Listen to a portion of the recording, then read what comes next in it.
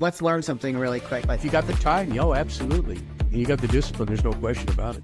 I love that. Yeah, that's a great practice to put into your everyday life, you guys. You generally regret the things you don't do, not the things you did do. Let me say it that way. Mic drop. This was just awesome. I love meeting my guests in person, and it's a whole nother animal, and the energy is just electric. You guys, this is your host, Deanna Radulescu with Label Free Podcast. Live your best life. You must live label free.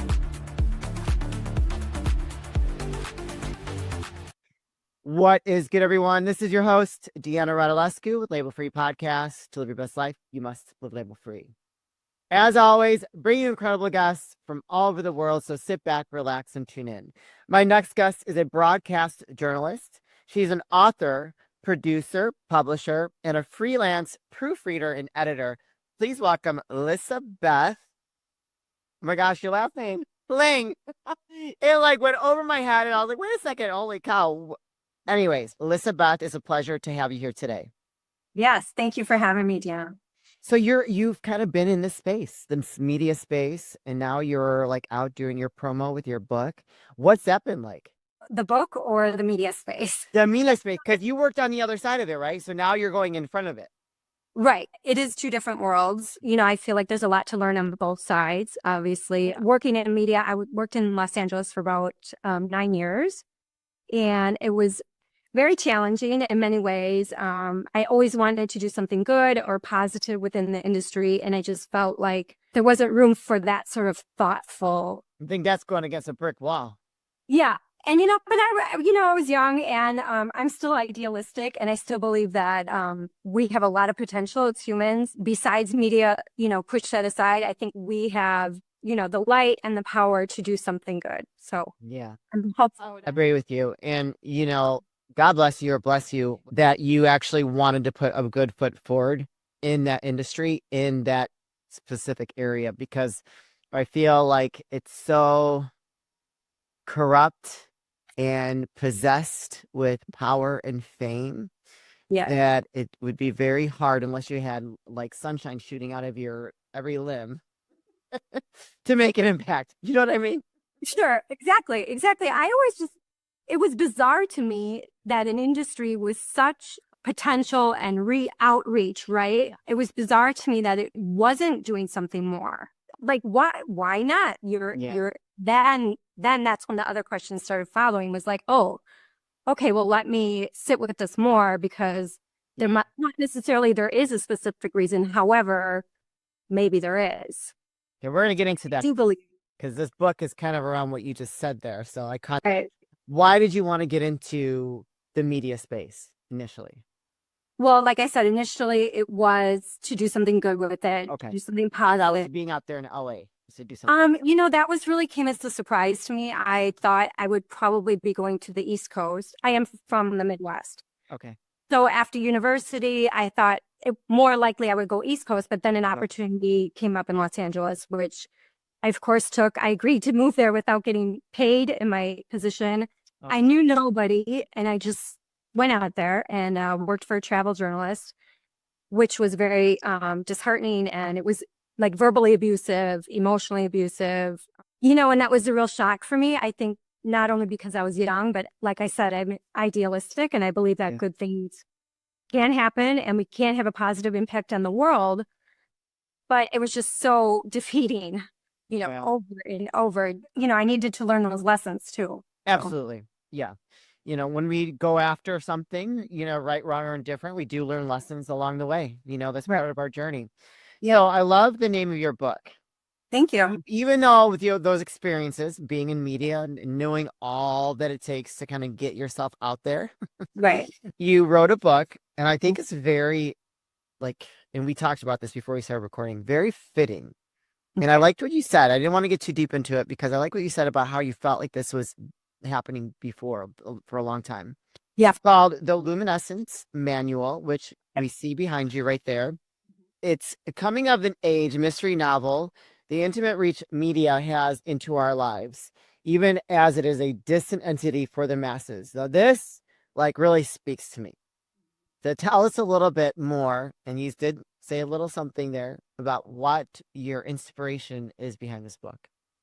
There's a lot of layers to it. I just want to word this correctly. So, it serves, because I had all those questions and I felt I wasn't receiving answers either in my studies or even in my experience, right, working in media. Yeah. So the questions kept coming and kept coming. And I was like, it's sort of like I needed to reflect on that because I wasn't receiving answers. And that's totally fine. That's not a bad thing. Right. So that's sort of where the book stems from, is asking those questions. What is mass media doing to me individually? All these messages always coming at me, even though I didn't ask for half of them, let's say, right? Because some of them you do seek out. It's subliminal and people don't even realize it. For sure. But also that there's information we seek out, which I totally understand. I'm not saying that's not okay. But there's also the other side of all these messages coming at us, or me personally, that I just felt I didn't give permission. I'm seeing all this and coming, and do I really need this? And then am I thinking about it, tomorrow or later that evening? And I didn't like that. I didn't ask for those thoughts. And I feel that our thoughts are super powerful. Mm-hmm. And then it led to another question. Interesting. Why are they hijacking my thoughts? Because my thoughts must be so powerful and so inspiring and can lead to such a good place for me and as a collective, that there's a reason that it's so controlled, Mm-hmm. And so Wow. that's just where it's all coming from. Specifically the novel, I kind of like to break it down into, the physical, the mental, and the spiritual. Okay. Because the physical is just a book. You can read it as a story. It's entertainment, right? Yeah. And that's wonderful. There are many stories that are great stories. However, I believe there's a lot of stories that actually, not only teach us something, but make us reflect. Yeah. So that brings me to the mental level of the novel, which is asking questions. We need to start asking these questions. We need to start reflecting on what we're allowing, why don't we have control over this? I feel everyone, as a collective, sort of out of control. Yeah. Right? For sure. I just see that billboard, or I hear the radio, or I see the magazine. I'm checking out at the grocery store. It's all this information coming at me, and I don't necessarily want it, right? Yeah. So then the third level, there's that spiritual level of the book, that really is just, what are all those messages doing? Is it, whereas I have so much potential, and so do you, and so does everybody, is it blocking me? Is it suppressing me? Whereas, like I said before, our thoughts are so valuable and precious. And for example, they say that meditation can alter our brainwaves. It can, have a super positive effect on us, right? So imagine what media and television and smart. Well, they know what they're doing. Oh, they know what our mental state, right? Mm-hmm. So that's if I could sum up the book. I mean, obviously there's a story in the novel and it's very entertaining, but those are my layers. Sure, but it's almost a little controversial. To some people, maybe, yes. Yeah. But I love that there's a story, but I also love the underlying message behind the story, right? Yeah. So I'm a big believer in the media and the constant message they want to throw at you, in the brainwashing, basically. Big believer in that happening. Right. We saw that, and I'll speak for myself. And anybody that knows me, that watches this or listens, that knows who I am, knows my position on this. We saw that during the pandemic. Okay. I remember going to get my nails done. I found a place that didn't force me to put a mask on. I walked in there to get my nails done, and they had the news going. It was the same thing over and over and over. It was on repeat. Right. And I'm sitting there. I'm like, how do you watch this? No wonder why people are freaked out and they're scared for their life. They're just pushing this. This is their propaganda, and they're just pushing it, shoving it down people's throats. Right. I'm like, if you are a weak-minded individual and do not have critical thinking, you are just going to be scared out of your mind. Oh my God, the sky's falling. I'm going to die if I go outside. That is my impression of what they were pushing down people's throats. Right. And that goes for anything, any other type of media. But so my late husband used to love watching the news. I hated the news. I said, how can you watch this stuff? How can you watch it? I said, it's all propaganda. You're not getting the full story. They're Right. only giving you the part of the story they want you to believe, and the narrative that they want to tell you. I couldn't stand it. I'm like, Yeah. 'cause I don't believe the full story. I never will. Unless I'm there to experience it for myself, I'm not going to believe the full story because I know you're not telling me everything. Right. And my character in the novel, that's sort of her whole issue going through it is, what is the complete story? Yeah. I'm not being told the complete story. So we need to decipher that. We need to know that. We need to be aware of that. And it's also, I believe, the constant influx of external messaging just diminishes your intuition and your own thought process. So that's where, so my character, she's looking for her mother. Her mother disappears, but she finds a clue, but it happens to be related to a media story. So she goes into this and digs in and, you know, works for this media company trying to find answers. Meanwhile, everyone's telling her the opposite. No, no, no, especially the media, right? Yeah. But she knows in her heart and in her intuition what the truth is. Yeah. So really, it's about finding and listening and connecting with our inner voice. And we need to be doing that, especially in this time when it's so combative, right? And people don't realize that it's combative because it is a part of our daily lives, right? However, I think if you step back from that, we need to start focusing and saying, hey, you know, who is thinking these thoughts? Yeah. Listen, I will look up recipes online. Fine, right? Yeah, me too. Yeah. I mean, whatever. There are very trivial things we can look for outside of ourselves, but you know, it really starts at a young age with girls or boys when they're how to put it on your lipstick, how to get a boyfriend, how to, you know, so you're naturally starting to look outside yourself for an answer. Yeah. When you say, no, I just need to be me. Mm. And that's where the truth lies, right? And in the power. Yeah. It's like conditioning. How to do this, how to do that. Why am I always looking outside of myself for those answers? Hmm. But it's not, you know, and then we're reliant on that. You know, why? There's obviously, I think, something deeper to the novel because of what you're talking about that is very relevant in our world.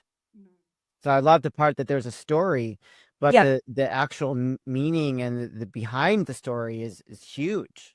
Yeah, You could probably break that down and give people, you know, lessons here. Break out of this conditioning and this programming, like, you know, stop being a robot. Well, that's sort of why the title comes in, the Luminescence Manual. Yeah. And I had people question the term using the word manual, because maybe that's more for a nonfiction. Sure. Okay. How to do something, but that is the goal, is to inspire people. I love that. To make them start questioning, you know, questioning what they're consuming from a media standpoint. Yes. Because I think that is something that, I'm going to use this as an example. I have an aunt that I'm not very close to anymore, and she watches the same thing all the time. Okay. And as I've gotten older, I've realized how much of an impact the media she watched has got such a control of her life. She's a simpleton, lives a very simple life, you know, has got a family, you know, my cousins and all that. But she has watched the same thing forever, same shows, same programming, and it has really affected her as she's gotten older, her beliefs. Yeah. Okay. And for me to take a step, like kind of like have an out-of-body experience and like, wow, you know, this woman that I thought she was growing up, to what she's become, and because of what she's consuming, right, sitting at her kitchen table, just letting it absorb into her brain, and not exercising critical thinking and questioning the narrative, questioning what's being given to her, really is like disappointing. Yeah. You know, I wrote an article once, and I kind of compare it to a person, you know, perhaps your aunt, whomever. Yeah.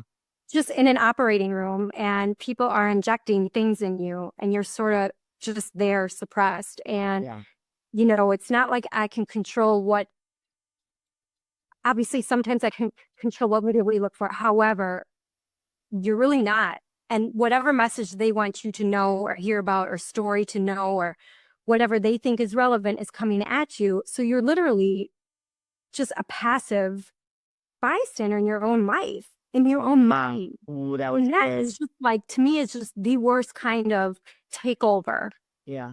That doesn't sit right with me. I just, No. and it breeds fear because you're getting away from that natural instinct of me and my inner voice and my intuition and what I know to be true, right? Yeah. Dang, girl, that was pretty deep. You just dropped a bomb.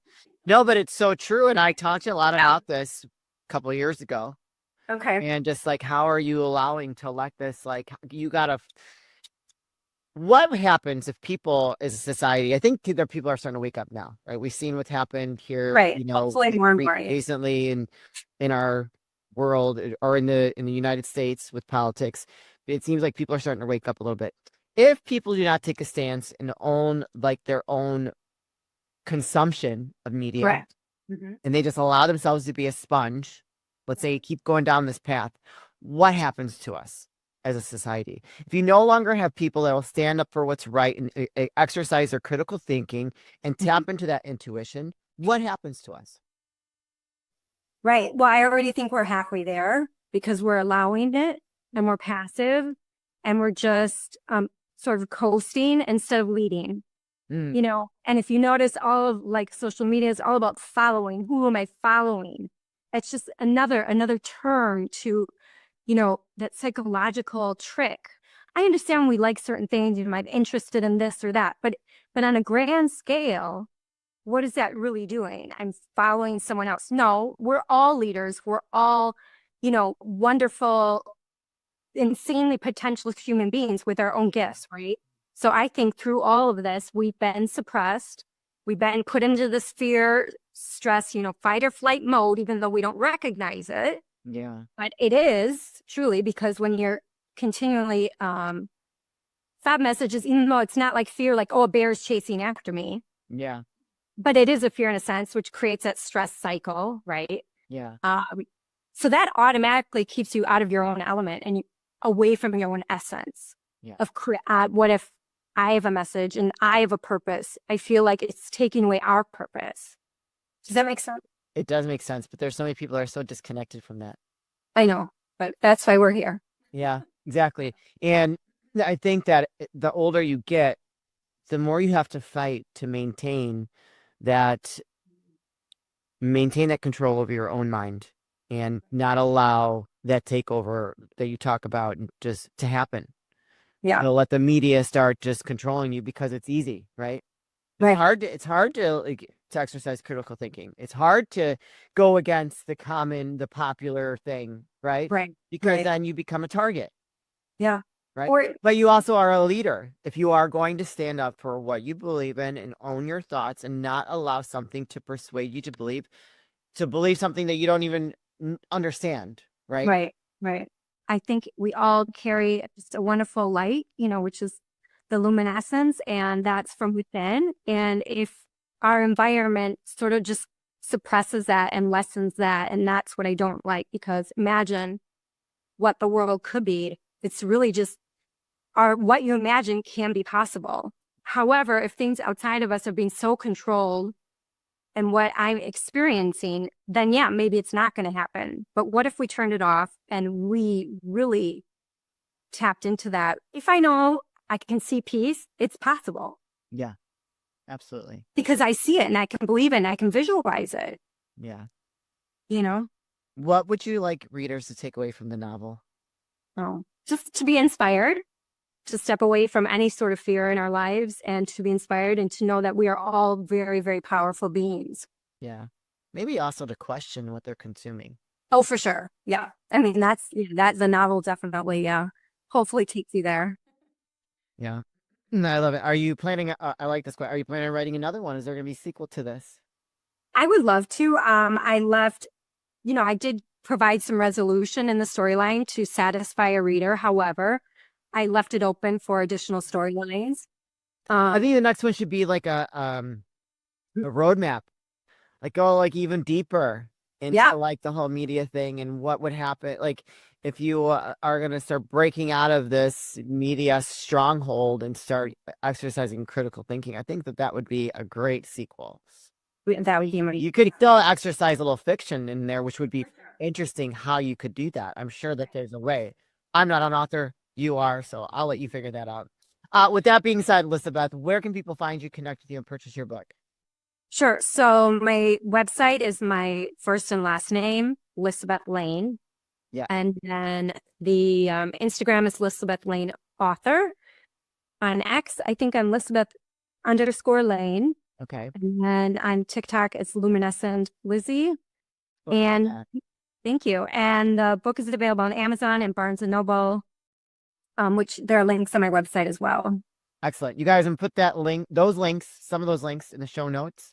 So don't hesitate to go click those links, connect with her on social. And it's Lange, Lange. Go search for her while you're listening to this. Please go purchase the book. Question your thoughts and question what you're consuming. I really love the idea of this story and what the potential behind it and what it allows the reader to expand in their mind. I think it's very good.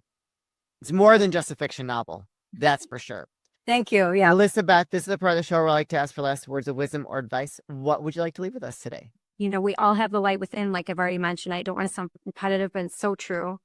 And I want that to be just more on the forefront now. I want people to feel inspired and to find their own light within. And I believe we can create a whole new reality through that. And that's what I hope. So, even if you've lost your way and you've allowed your light to dim, there is a path back. right. You never give up. And there have been many times throughout my life where I felt like my light was dimming and I had to fight like crazy to get that light back. You're not taking it from me, damn it. Yes. Beautiful. It's true though. Yeah, it is true. Well, Lisabeth, amazing. I love it. I was beyond inspired, and the thoughts that just kept popping up. You have something really special there, and I cannot wait for more people to read it and open their minds to tapping back into their intuition and allowing their light to come back. We have been robbed of that for sure. Yeah. That could be a part two, but thank you so much. Thank you for sharing your what the story behind the novel and everything that you stand for and what you're doing. I love it. Thank you so much. Thank you. Thank you so much. I love it. You're welcome. You guys, this is your host, Deanna Radulescu with Label Free Podcast. To live your best life, you must live label free. As always, don't forget to subscribe, follow, rate, review, comment, share, all those good things. And I'll be back soon with more dynamic guests.